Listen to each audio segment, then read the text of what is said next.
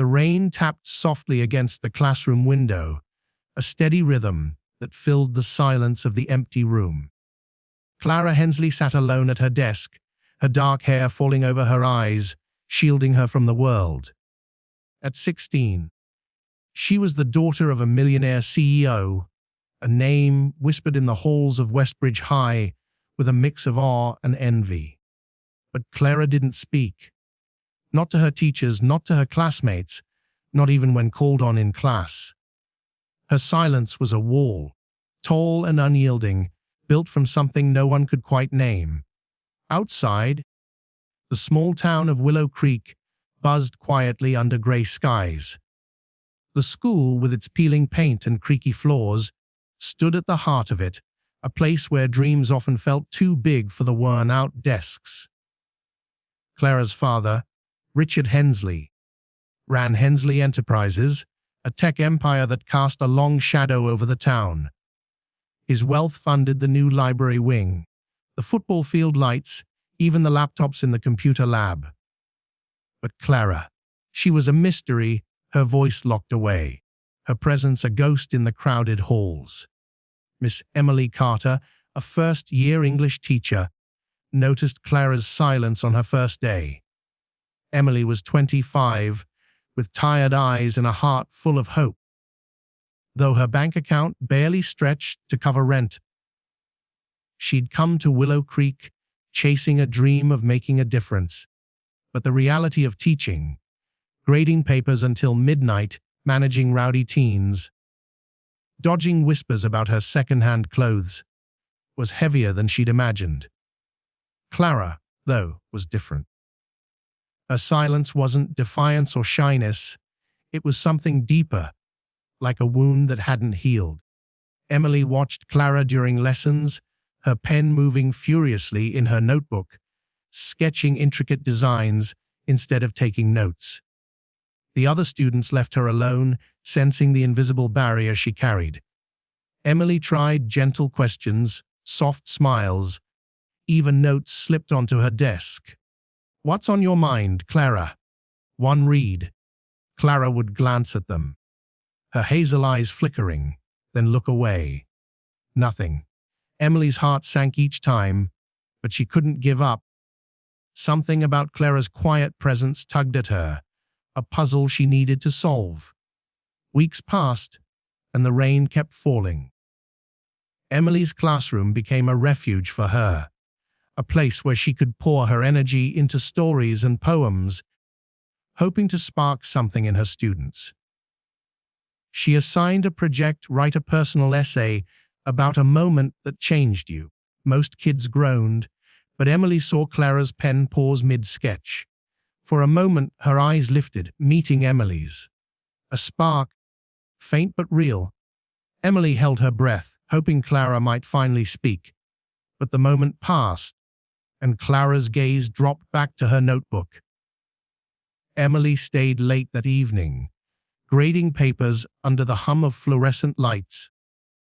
The school felt hollow after hours, the only sounds the drip of a leaky faucet and the distant hum of a janitor's vacuum. She found Clara's essay in the pile, a single page with neat, careful handwriting. The title read, "The Day the Music Stopped." Emily's heart quickened as she read. Clara wrote about her mother, Lillian, who died 3 years ago. She described a summer evening, fireflies dancing in their backyard, her mother playing the piano, her laughter filling the air. Clara had been 13, sitting cross-legged on the grass, feeling like the world was perfect. Then, a car accident. Sudden, final. Clara wrote, "When she left, my voice went with her. I don't know how to find it again." The essay ended there, raw and unfinished, like Clara herself. Emily's throat tightened. She'd lost her own father young, and the ache of it still lingered. She saw herself in Clara's words, the weight of grief that could steal your voice. The next day, Emily approached Clara after class, her steps careful, like approaching a deer in the woods. "Clara," she said softly, Your essay, it's beautiful. Would you want to talk about it? Just us. Clara's fingers tightened around her pencil, but she didn't look up. Emily waited, the silence stretching, then nodded.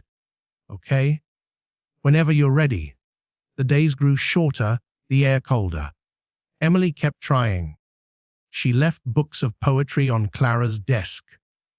Mary Oliver, Emily Dickinson, hoping the words might reach where hers couldn't. She played soft music during writing time, noticing how Clara's shoulders relaxed when a piano melody filled the room. Emily began to share her own stories in class, small ones about her childhood, her father's old guitar, the way music had carried her through hard days. She didn't push Clara, but she hoped the girl was listening. Tension built in the school as winter approached. The principal, Mr. Dawson, was under pressure from the school board and from Richard Hensley himself. Clara's silence was becoming a problem, a mark against the school's reputation. She's a distraction, Mr. Dawson said in a staff meeting, his voice clipped. If she won't participate, we need to consider other options. Emily's stomach churned. She knew other options meant pushing Clara out, maybe to a private tutor or a different school. She couldn't let that happen. One afternoon, Emily found Clara lingering by the music room, her fingers brushing the doorframe. The piano inside stood silent, dust gathering on its keys. Emily had an idea, a small, fragile hope.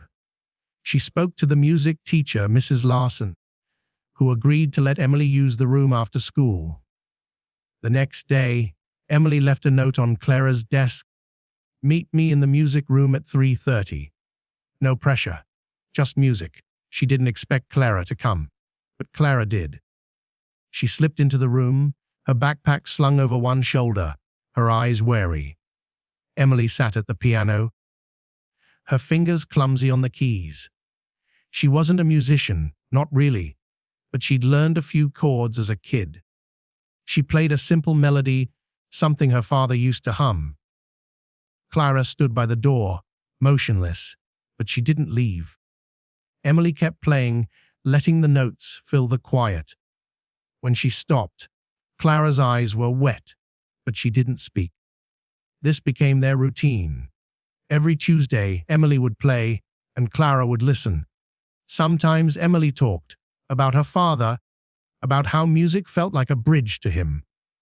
Clara never responded, but she started sitting closer, her sketchbook open, her pencil tracing soft lines. Emily noticed the drawings changing fireflies, a woman's hands on a piano, a girl with dark hair looking at the stars. Each sketch felt like a word Clara couldn't say. One Tuesday, the rain stopped, and sunlight spilled through the music room windows, casting golden patches on the floor. Emily played a new piece, one she'd practiced for weeks, a gentle lullaby her father had loved. She fumbled a note, laughed softly, and said, "Sorry, I'm no expert." Then, a sound so faint Emily almost missed it.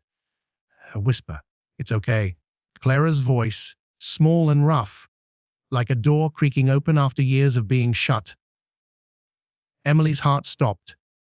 She turned slowly, afraid to break the moment. Clara's eyes were on the piano, her fingers twisting together. "That was nice," Clara said, her voice barely audible. Emily smiled, tears pricking her eyes. "Want to try?" she asked, sliding over on the bench. Clara hesitated, then sat beside her. Her fingers hovered over the keys, trembling, then pressed down. A single note, clear and bright, rang out. Then another. She played a halting version of the lullaby, her hands unsure, but steadying with each note. The twist came quietly, not with a grand gesture, but with a shift in the air. Clara began to speak in those Tuesday afternoons, first in whispers, then in full sentences. She talked about her mother, how the piano had been her voice, how losing her felt like losing music itself. Emily listened, her own grief softening as she shared stories of her father. The music room became their sanctuary, a place where silence gave way to sound, where wounds began to heal. By spring, Clara was different. She spoke in class, not often, but enough. Her essays grew longer, filled with memories of fireflies and laughter. The other students noticed, their whispers turning from envy to curiosity. Emily saw Clara smile once, a small, real smile, as she passed her in the hall. Richard Hensley visited the school one day, his suit crisp, his face unreadable. He thanked Emily in a curt nod, but his eyes lingered on Clara, who was laughing with a classmate. Emily knew he saw it too. The change, the light returning. The school year ended with a recital, a small event in the music room. Clara asked to play. Emily stood in the back, her heart full, as Clara's fingers moved over the keys, playing the lullaby they'd practiced. The notes were steady, strong, a bridge to the mother she'd lost and the voice she'd found. The room was quiet when she finished, then erupted in soft applause. Clara looked at Emily, her eyes shining, and mouthed, "Thank you." As summer bloomed in Willow Creek, Emily sat in her classroom, packing up for the break. The rain had stopped months ago, and sunlight warmed the desks. She thought about Clara, about the music that had brought them together, about how grief could steal your voice, but love could help you find it. She didn't have much, not money, not status, but she had this moment, this small victory. It was enough. For anyone listening, anyone carrying their own silence, Emily's story whispers a truth sometimes. All it takes is one person to hear you, to sit with you in the quiet, to play a note that brings you back. If you're holding on to something heavy, find your music. Play it, even if it's just one note at a time.